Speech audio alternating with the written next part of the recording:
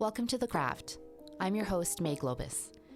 This podcast is a collection of intimate conversations on artistry, mastery, and life with talented, passionately curious creatives and entrepreneurs. Most are dear friends, some are those I've admired from afar. I hope you enjoy these conversations, this exploration of the humanity that connects all of us, as much as I do having them. Thank you for being here and for listening.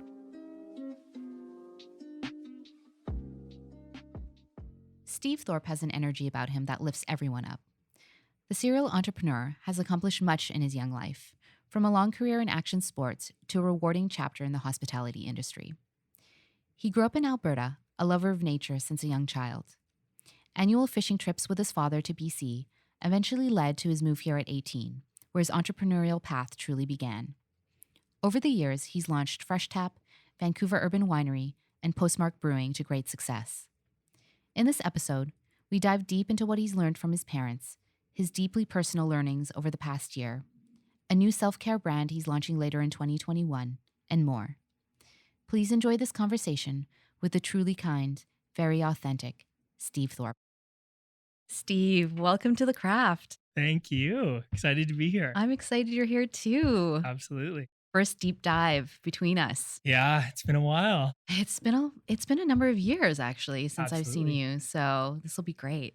It's nice to see you in person. I know. We're distanced and We're safe. distanced. We're safe. Don't worry, everyone. Yeah.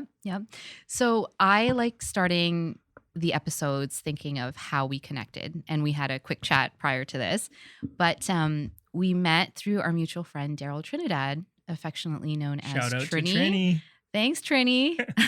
And I think it was some sort of event at No Limits, or back in the day when that was still around. Yeah, that seems about right. We were kind of all hanging in the same group. Yeah. It was kind of that early 2000s era, action sports, lots of fun things happening all over the city. So we connected in there at some point. And I think let's just pin it to Trini because he's amazing, and good shout out to him. Great guy. But yeah, so many great people in that crew. So we were bound to cross paths in some way. So and we kept on crossing paths over the years, and now here we are. Yeah, it's so exciting. I can't wait to talk about your life and who you are as a person. Yeah. Let's take it back, way back. How far back do you want to go? Let's go Alberta and childhood growing up. So you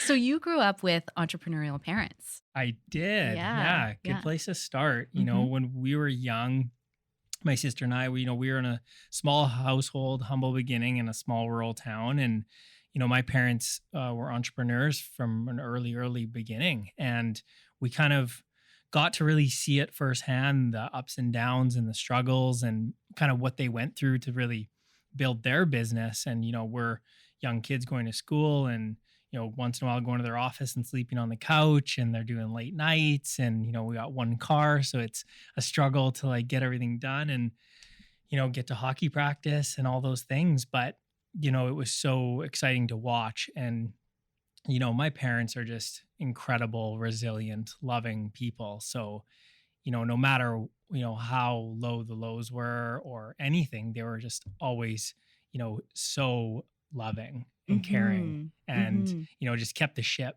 sailing in the right direction. So, I learned so much from them at an early age, probably more than I could ever articulate, just because it was just, bred right into me. So, So if you were going to describe mom, what was she like?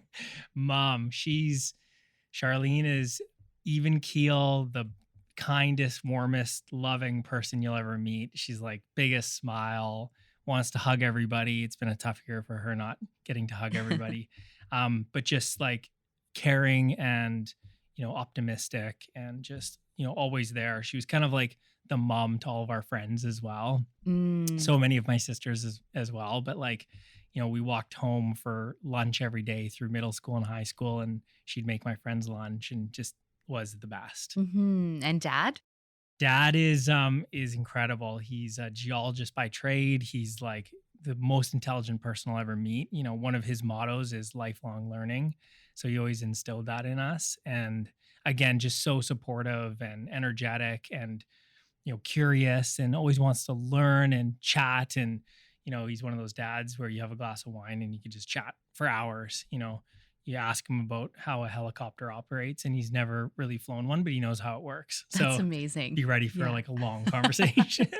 But just, they've always been so supportive of my sister and I and all of our entrepreneurial dreams, and like, just being there as a backboard to discuss ideas and plans and everything. Mm, So that's really nice. It sounds like you grew up in a very supportive household, I which was is extremely great. fortunate.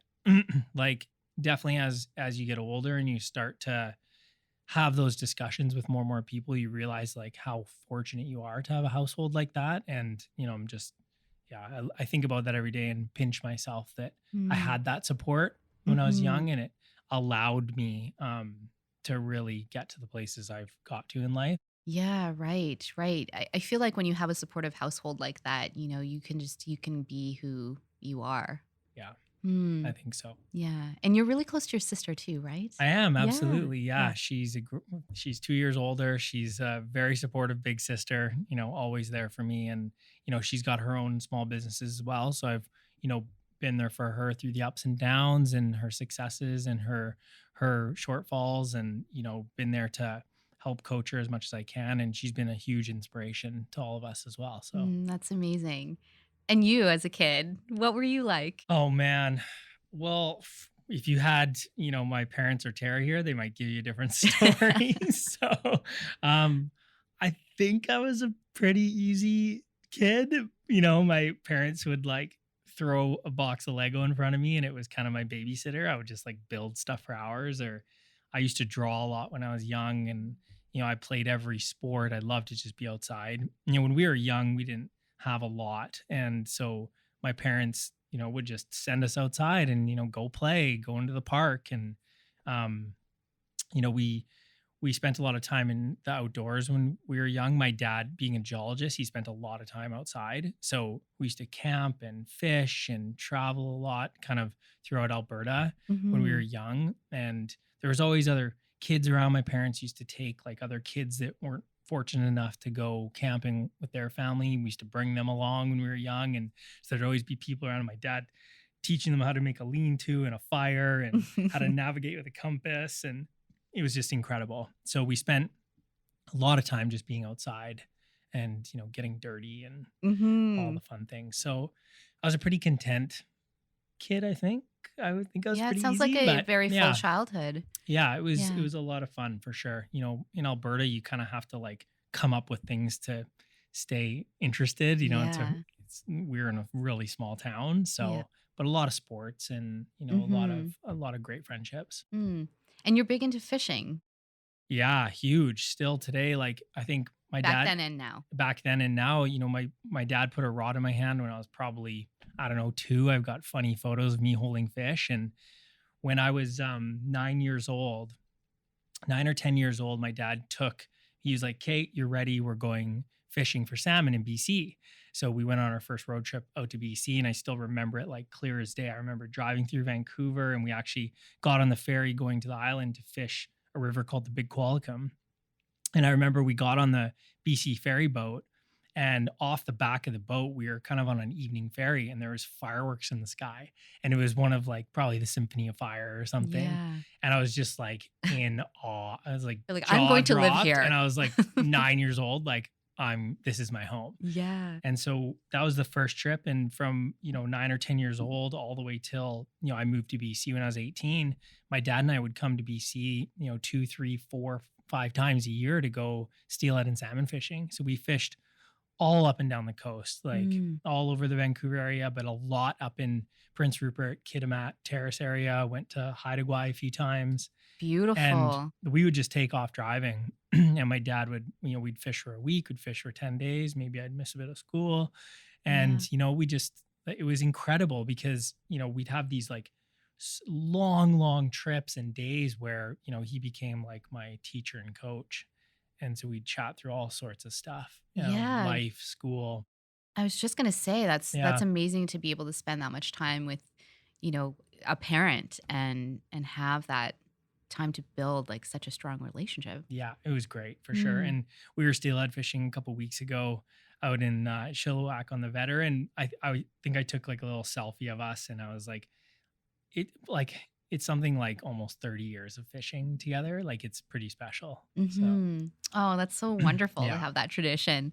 And so you said eight at 18, you were coming up here till you were like 18, and then you also started your first company when you were 18. Yeah, so I made the move 2 days out of high school, left. I knew I wanted to move to Vancouver. My sister was actually already here. She moved when she was 18 too. So I had a couple year gap there where I came out to go snowboarding a few times, and I was really getting into action sports. So 2 days out of high school, packed a U-Haul with a few friends, moved to Vancouver, and kind of took that first summer to like get to know the city. And like, we went on a few adventures, and I was enrolled at Cap College. I was actually listening to Tyler talk Yes. with you about Cap College, and good alumni from there. So back then it was Cap College. I enrolled to do some night courses there just to like see what I wanted to hone in on, and found that definitely wanted to go down the business route. So started doing some business courses, and then got a job at the boardroom. And that was kind of my first forte into action sports. And you were working in that industry for about 8 to 10 years, no? Yeah. Yeah. So the first company actually comes from working at the boardroom. So I worked there for about a year or so. I still remember like wanting to be in the action sports industry, and I would go up and down the West 4th block, kind of knocking on every door, being like, hire me, hire me. And I remember it being like kind of like October, November area, and all the shops were kind of full staffed going into Christmas.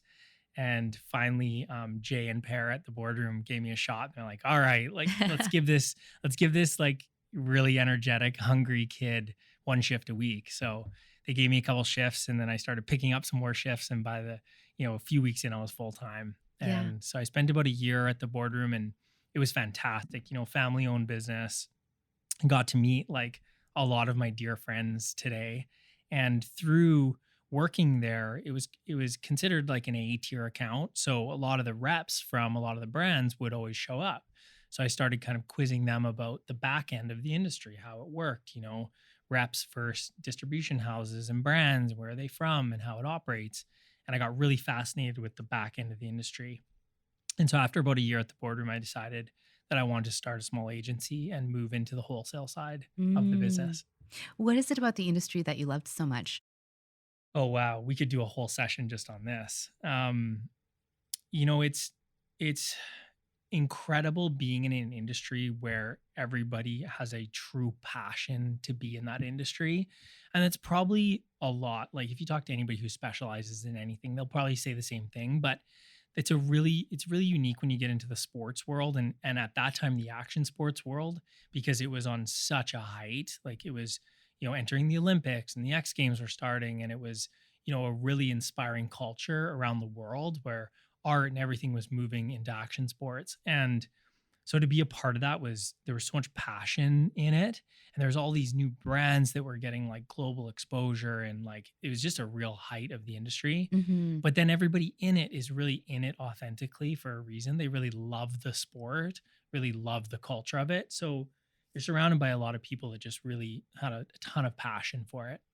So that was a big driver for me. And I also, really believed in the mentality and the sports culture of what was going on. And I loved to be a part of all these sports, dirt biking and snowboarding and skateboarding and all these things that I loved. And so it's kind of like meshing all those together with business, and it really made sense to me. Right. Yeah. A natural passion with the affinity for business, which led you into hospitality. Tell me about that Oh chapter in man. your life. Yeah. So 8 years in action sports was just an incredible journey, met so many people, but near the end of it, I kind of saw it that my next step would either be to join forces and start a brand, or start a store or a wholesaler. And it didn't really fit where I was at the time.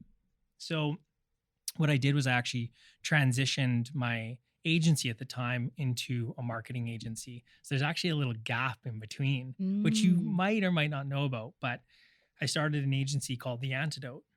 And it was actually a boutique agency in Vancouver where we specialized in linking action sports with the hospitality or liquor industry.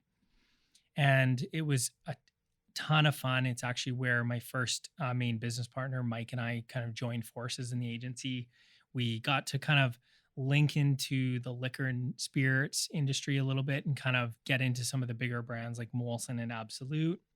We did some work around the Olympics with 2010 games, and I really saw my passion for brand start to come out, which during my action sports era, I didn't get to fully hone, but there's a lot of times where I was working with startup brands from the US that were coming to Canada, and I had a lot of input on, what drove those brands to success in brand and promotion and strategy. So I really wanted to hone that in for a few years. And while at the Antidote, Mike and I sat down and said, "Okay, let's use this time to research and focus on what we want to really invest into our next project." And then comes That was, hospitality. yeah. So then you had FreshTAP, and then Vancouver Urban Winery, and then Postmark, and then Havana. And Bellegarde Kitchen. And Bellegarde Kitchen. Yeah. Yes, yes, yes. And you almost got that in exact order as well. I did my research. Amazing. Yeah, you did. Yeah. Did you love your chapter in hospitality? I did. Yeah, it was so fascinating. The amount of let's call it red tape for a short version, but there's a lot of process and procedure that you go through in those type of businesses, and the scale of them was quite large. So to be a part of the ins and outs of raising capital and multiple rounds and bank financing and board of directors and all the things that you kind of mature into as you grow into the next chapter of business. We got to execute on all of that. And when Mike and I started FreshTAP, Wine on Tap, it was incredible because nobody here had really heard of it yet. It was kind of a very new innovation in that industry. So we got to go back to like education and promotion and the real grassroots of how you get something off the ground. And then adding Vancouver Urban Winery was just a blast. It was like we had this incredible space that we still have in Railtown at 55 Dunlevy. And we got to do a lot of events and parties and social gatherings to really get our cash flow moving in the first few years as we built up FreshTAP Wine on Tap.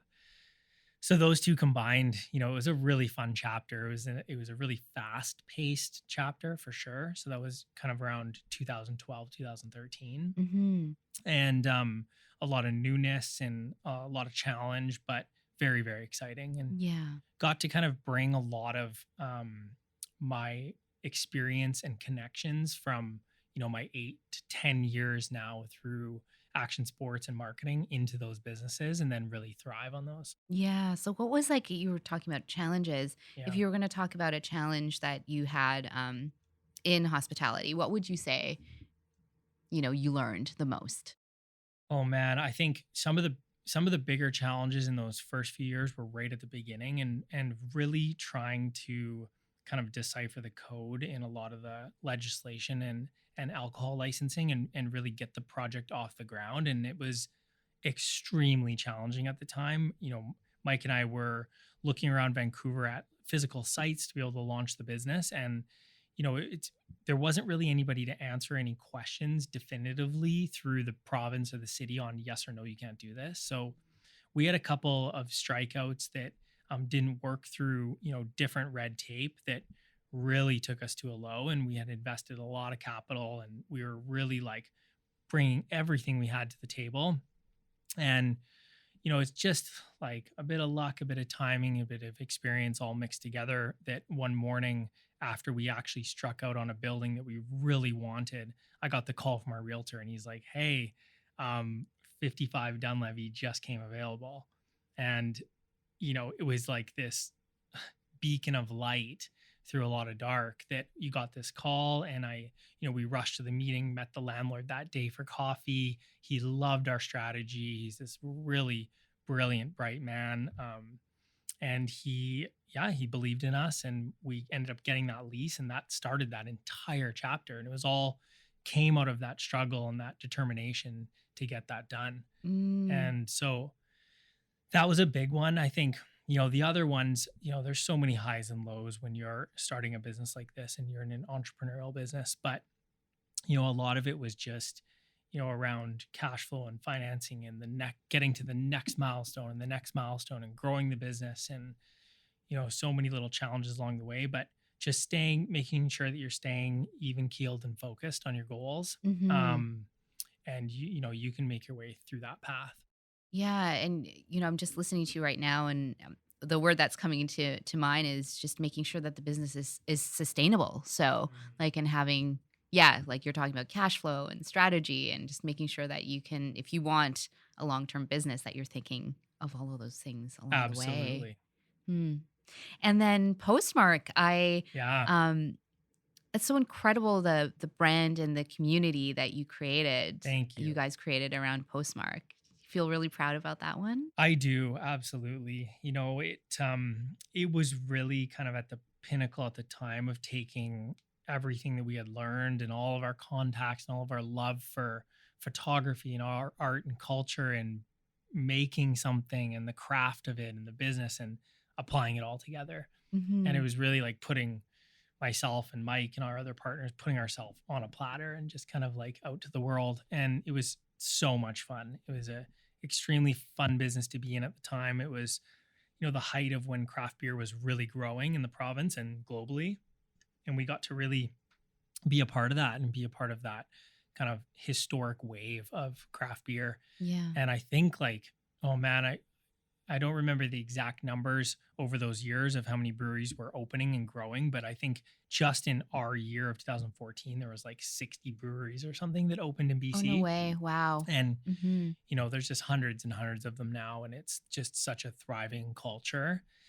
So it was Nice to be really, in the forefront of that, like, yeah, it of was that so first exciting. It set. was so, so exciting. And, Yeah. being able to tap into some of those incredible friendships and connections I made over all the years and bring them into the brand. And it was great. Mhm. Must have been so nice to see it, like, grow past just even, the West Coast of Canada, but all the way into Absolutely. Asia and some places in Europe. Yes, that was really exciting. And I actually got to do a tour in Bangkok for Canada, or for Postmark, where I went over and I did like a couple of talks and I met some of the clients, and like got to spend 3 or 4 days in the city touring around and seeing everybody and watch people actually drink our product in Bangkok. It was really exciting. That is So, yeah. amazing. That's so great. Um, and then, speaking of hospitality, then the last year happened, and that caused a lot of devastation in the industry, which we've seen. Um, but you also had a couple of personal challenges too that I know transformed you over the last 12 months. Yes, that's for sure. Hmm. So, when COVID happened, obviously nobody kind of knew what the future was in store for us, but it was such a huge challenge that we were kind of all taking on together.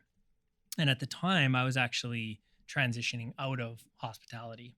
So out of my operational role within the companies, and kind of stepping back a little bit and kind of looking at what my next chapter might be. And spending a lot of time on Galliano, where I have a place over there, and just kind of getting recentered. And then, come summer hits and the BLM movement came about.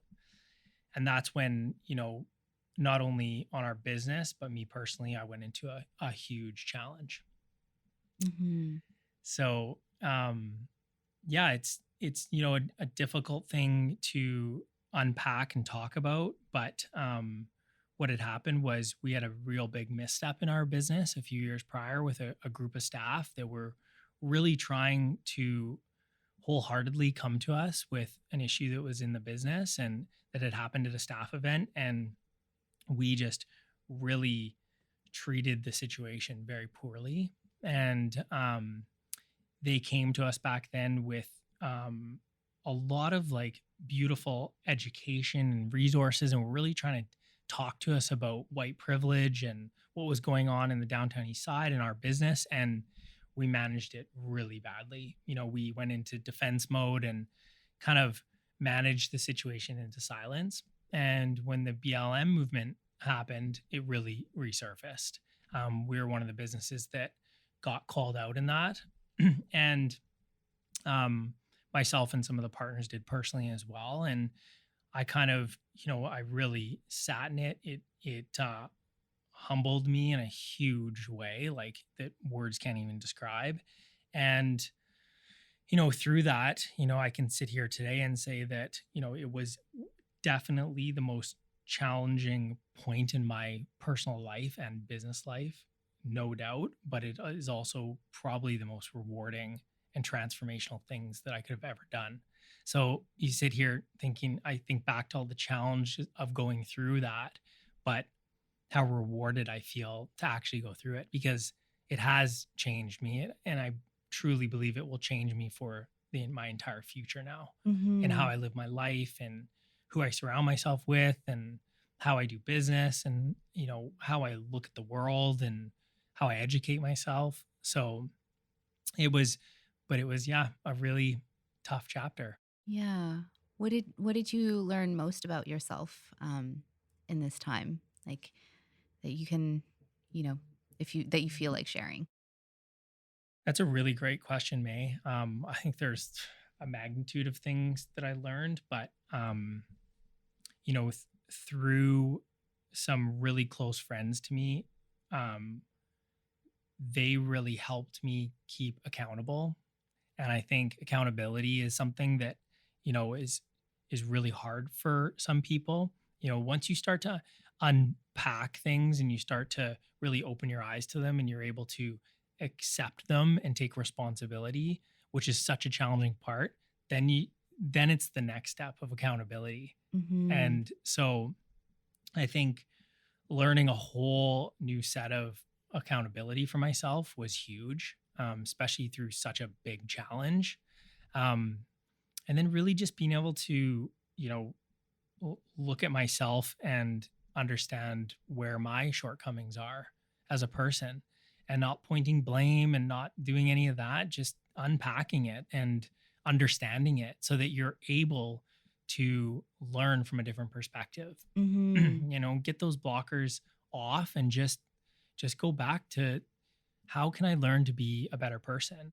Right, right. And just expanding, like as you said, expanding perspective, like you see the world differently, how you're going to do business. And I think that it's just understanding where another person might be coming from and what those traumas that they may be holding from, even their own lives, but like through epigenetics, what they may have inherited through that as well. And so, yeah, just being understanding and as much as possible and learning. So, you know, Yes. I I think that, to hear that you did the work over the last year, I think that's a really beautiful thing that you did, and courageous, because I don't think a lot of people will, not everyone has the courage to do that. So, And I appreciate that, May. And it's a never ending journey now. It mhm, doesn't just start and stop and there's kind of an end date to it. It's mhm, now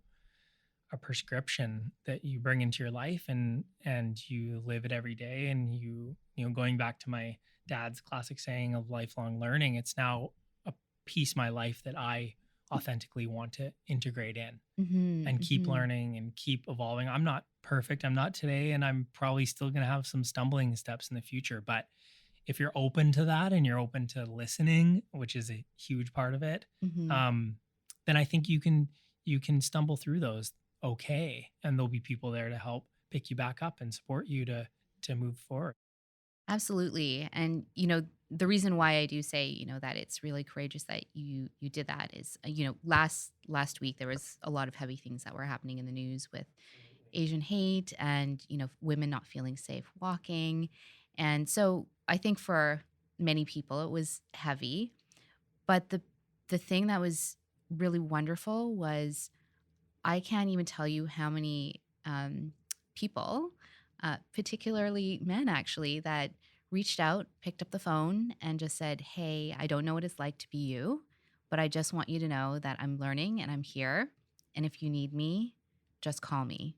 That's beautiful. And I was not even expecting that. Um, and so, yeah, I just want people to know that there is a lot of heaviness in the world, but there's a lot of people who are trying. And that just shows you that, like, it's a simple gesture, and it's a simple movement. It can be man, looking at the world right now, it can be daunting to think of like how much is happening and it's all right in front of us. It's on our screens every day. It's surrounding us. But it's that simple, it's just one simple thing to do that can really have a huge impact. Huge impact. So, And so people can never forget that it's like you might think you're just a drop in the bucket, but without that drop, the bucket's missing something. yeah. So just, keep throwing those single drops out there. Yeah, I think so. And the drops and the ripple effect of that. You Absolutely. you do that, and you can change someone's entire day or their entire week out Which of happened just to a you small. right Yeah, here. it was incredible. So Amazing. yeah, just wanted to acknowledge. I won't say any names, but Yeah. acknowledge those people who did that, and anyone who's doing the work. So um, I know that when we were catching up the other week, you mentioned that your partner Andrea was a really big rock for you during this time. I'm curious to know, what did she do that made you feel so supported and seen during that time?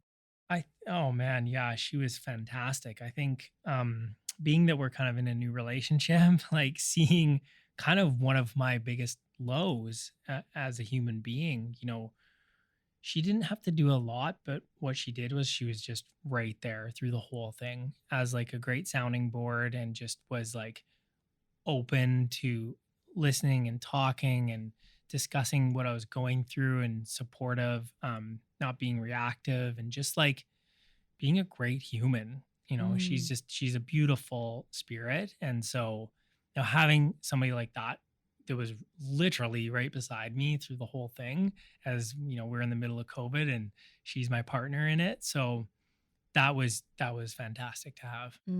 that's really beautiful.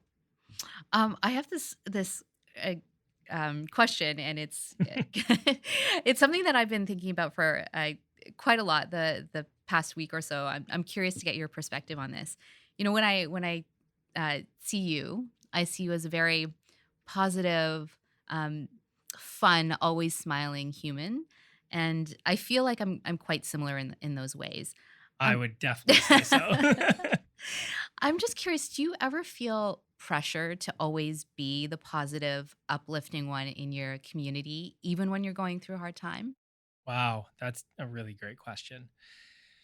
Yes, I do. Absolutely. I think when you start to get kind of casted into that role, um, people start to look at that as like, okay, Steve might be my like spirit of like optimism and energy and positive spirit. So I think definitely it starts to weigh on you to always be like, putting that foot forward when, you might on the side be dealing with something really, really hard. And I think we see that all over the place in society where people have a lot of struggles going on and they're trying to mask it with other things. And so, yeah, I think it's difficult sometimes, but I think it is also, when I look at it, it is my authentic self as well. So, Mm, it's not for show. Like yeah. this is, I try and live life to the fullest in a very present way as much as I can. Hmm. Even when I'm going through challenge, I like to look at that as an opportunity and I've done that all along the way. Some of our really low moments in business, I always look at them as an opportunity of how we can learn from it and be better. So I'm always kind of definitely the optimism for sure. Yeah. Yeah. And I also read somewhere that you believe strongly that you can really read people. Mm, And so do you see that as having a really deep intuition? And if so, where do you think it came from? it definitely comes from my mother for sure. I've always believed in this gift that I have, that I can look somebody in the eye when I meet them or shake their hand or get near their energy, and I can really instinctually understand kind of who they are very quickly. Um, and I've really cherished that gift over the years. I think it's brought me really close to a lot of people and a lot of people that I admire. Hmm. And it's given me the ability to, I think, read tougher situations as well and how I can navigate those. Hmm. But I definitely get it from my mom. My mom is very, very similar.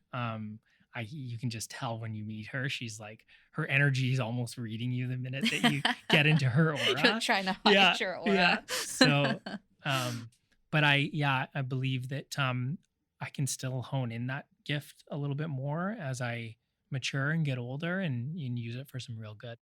Yeah. Yeah. And I think it's really important too, with like, obviously with connecting with people. And you obviously have a huge community of around you of friends. And I'm sure that, that's a big reason why is you've got this intuition and you surround yourself with good people.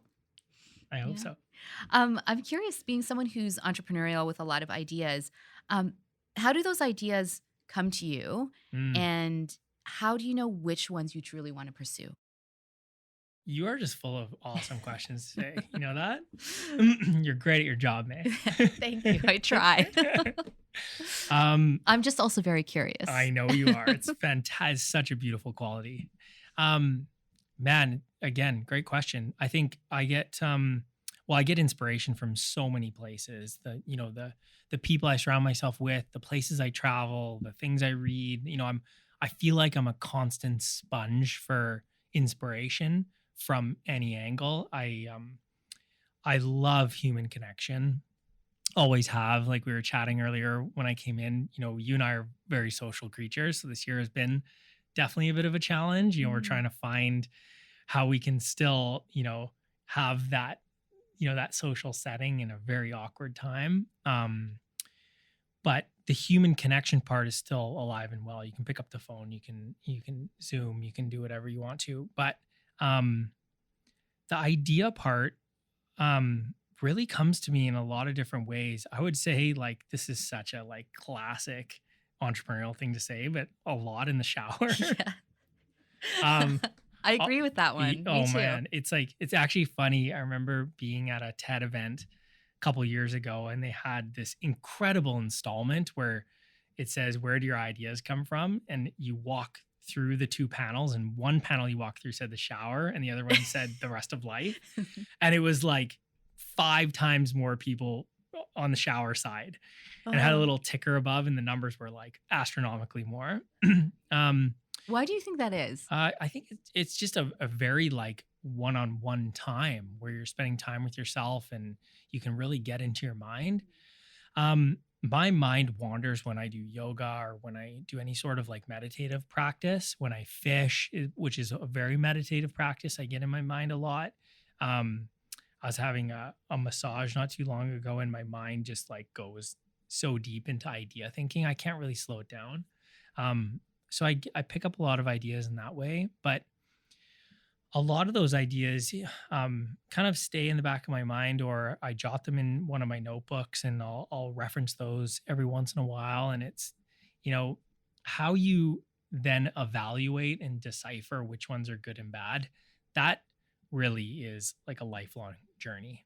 It's a journey of experience. It's a journey of where you are at the time in your life, what experiences you're going through and what are shaping you. We're ever evolving humans like planet Earth. So you're kind of always evolving into new ideas and innovating. So, that has always been a core value of all the businesses that we've started, is to always be innovating and looking for new things. So I'm constantly coming up with ideas, but there's no actual mechanic or function on how I evaluate each one, but it's definitely using my intuition and my gut. There's no doubt about it. And where in the past that I have followed my gut, it's really, I've really seen success in whatever success you want to measure, but I've seen success from that. And where I've not followed my gut, I've definitely had challenge. So, and I can remember some of those specific moments, and we don't need to dive into those, but I think what they are is they're really good checkpoints for you, especially as an entrepreneur, where you're like, okay, these are kind of my guidelines and my foundation to follow. So follow them. And speaking of new ideas, you've got something coming up soon. Very exciting. Yes. Something that I think you said was almost 15 years in the making. Yes. It's a wellness brand. It Am is. I correct? Okay. Yeah. So talk about, ideas coming back around. And I've had this idea to kind of be in in wellness or self-care specifically for a number of years. And, it's all about timing, and it's about where you are as a human and what's going on in the world. And, my last year has been, obviously, as we talked, it's been a very challenging but very eye-opening year. And it was time to open up that box and bring that idea back to surface. And it has been, just a real beautiful journey so far, thinking about moving from kind of the last few chapters I've been in into more of a wellness sphere, which has, really been a real passion of mine. I love, I've always loved being an active human and eating healthy, and so, and being outside and being a steward of the planet. So I really wanted to bring all those ideas back together and start something. So the brand is called Before, and it's before self-care. And, we're really going to hone into all sorts of different products. But the first product that's going to be launched is disrupting the oral care business in toothpaste. Mm-hmm. And, I've always been really fascinated in businesses with commodity-based products and products that you use every day that really shape your life and how they can be better for you, but work really well to get your best performance. And so I've kind of combined all this. And so the kind of tagline and motto for the company is before life happens. Mm-hmm. And, before you can really be your best in life, you really need to be centered and balanced and taking care of yourself and in your mind and your body. So oral care specifically for the first product is really connected to that full well-being. Mm-hmm. For a lot of people, the process of brushing your teeth is almost like a chore, especially when you're young.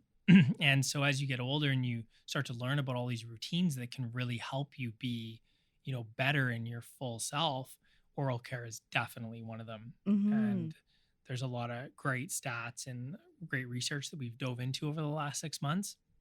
And so I'm really excited to unpack that a little bit more. But yeah, really passionate about the brand and about what we can bring to life. And it looks beautiful, by the way. Thank you. Looks great. And so when can people expect it to launch? So we are in formulation right now, working with some unbelievable partners based out of the US. And so we'll be in formulation for about another 30 days. And then we're going through some Canadian and American Dental Association testing and procedures.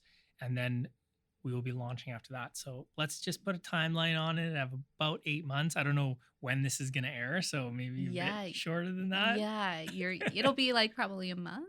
Yeah, so maybe like 7 months after that. Okay. From when people listen to this, we'll probably be hitting shelves, but you'll see a lot of pre-promotion for it. And we're really, really excited about what we can do with the brand on how we can really help change some people's lives and be better stewards for the planet. And there's a lot of elements to this company that we're going to bring from who we are and who we want to be as people and bring it into this and go forward. So yeah, I kind of love that that you took the last year and you got really introspective, which is a form of self-care. And it is so interesting that this 15-year idea around self-care and wellness came up again, and this was the time. This was when it was supposed to come. Timing. Yeah, is timing everything. Is everything, isn't it? Fate.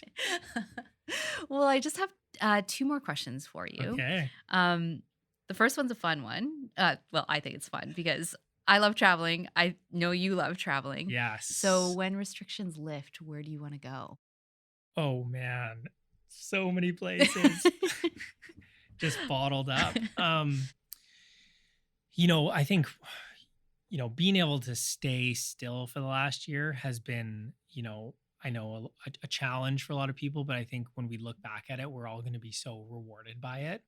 Being able, like, we live in one of the most beautiful places in the world, and we're so fortunate and privileged to live here. So there's still some places in BC that I even want to explore. But if we get into like flying around the world and jet setting, I want to get back to Europe for sure. There's some places in Europe that I want to check off the list and that I want to go to with Andrea and explore. So probably to Spain, if I could just like throw one in a hat, it'd probably be one of my first. Yep. But I'm also just looking forward to getting the company off the ground and staying local and doing some Desolation Sound trips and fishing Nice. and That'd be staying real around nice. BC. Yeah. Okay. And my final question um, is, and it's one that I ask all my guests, with what you do, what is it that you want to leave behind in the world? Hmm. I would say it's probably I'm gonna give you two answers because one is really hard. I would say that, you know, the one that first comes to mind that I think I would really love to leave is just more kindness. I think through everything that we've been through and everything now that we're about to face as humanity going into the future, I think a little bit of kindness goes a long way. Doesn't have to be a lot, but I think I try and live my life through being just a kind person. And I think when other people are, it can just really inspire a lot of good. So I'd say kindness is my number one. And the next one is that I want to just inspire more people to dream big and follow their dreams, Mm. wherever that is. And, Hmm. I've always been a big dreamer and a big believer in anybody can do anything that they believe in. And so I want to keep doing that so that hopefully I can inspire some other people in my community or new people that I meet that there is that ability to do that in whatever facet of life that is. Yeah, So I'd say, yeah, dream big and let's all be kind. I like that. Let's live a big life and be nice to one another. Yes. I like it. Well, thank you so much for your time. This was a great conversation, and it was really nice to do this with you. Thank you so much for the time, May. Yeah, and hopefully there'll be a part two. I would love Yes. that. Thank you. If you enjoyed that last conversation, be sure to check out more episodes of The Craft on Spotify and guest photo galleries on the website at wearethecraft.com. Thanks again for listening.